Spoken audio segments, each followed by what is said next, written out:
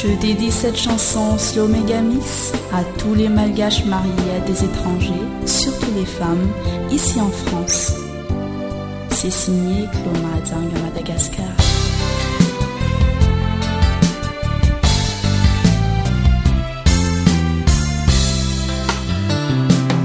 Aviati utufukuran Fatimuramura ni mitunda tukatan Nahita mitade Mazaka avambade Twetirati Zengi asuno yalanga Tarisarano asasimbana Ambaru mavino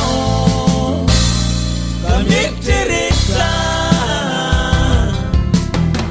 Manise Wamaitana ruhula myaraka Mitandrema Suanaru tafasaraka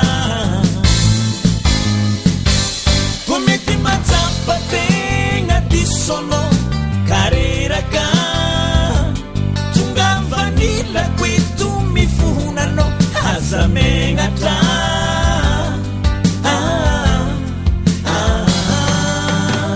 Karakore toktsiala yenu Mahita nondon ruba kasambara kelitsika Karakore tokfa Sita puna ningera na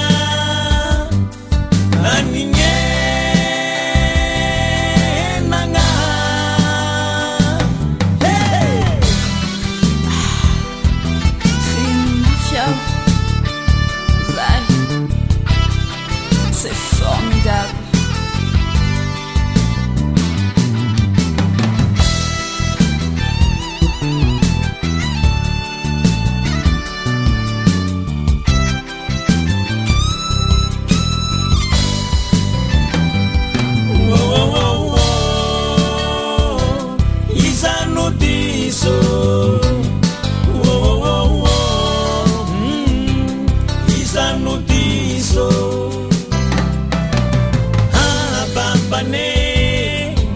La vie somma nulutsiabi lelekwana ifiengana simba manariva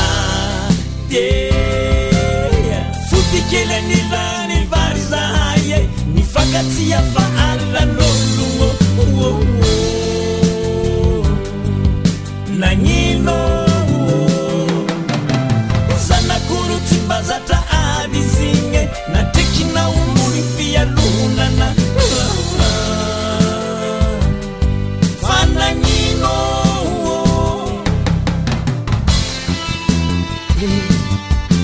zana kumufia lunana anafara kurea baratsifua imefara mfafatosa na mfia lunana